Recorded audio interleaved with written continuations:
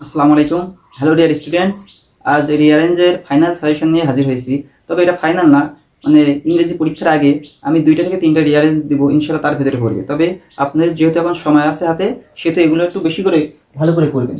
তো 1 নম্বরে দেখেন, doctor Mohammad Yunus, very very important এটা কিন্তু, এবার আপনাদের পরীক্ষার জন্য ভেরি ভেরি ইম্পর্টেন্ট কিন্তু এটা।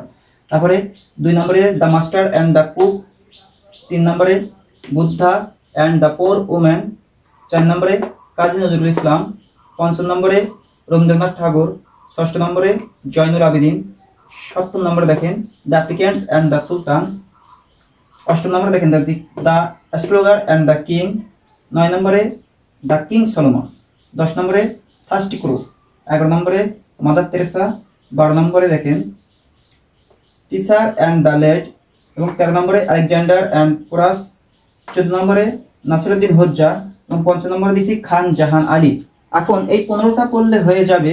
তবে যেহেতু আপনাদের হাতে অনেক সময় এখনো, সেজন্য আপনারা যদি পারেন এই আলফ্রেড বার্নেট নোবেল এবং হাজি মোহাম্মদ মুহসিন এবং এআই আর্টিফিশিয়াল ইন্টেলিজেন্স, ঠিক আছে, এআই আর্টিফিশিয়াল ইন্টেলিজেন্স, এগুলো একটু দেখে যাবেন। মানে যেহেতু এখন হাতে অনেক সময়, সেহেতু আপনাদের এই 15টা বাদেও এগুলো যদি সময় থাকে এগুলো দেখলেও দেখতে পারেন।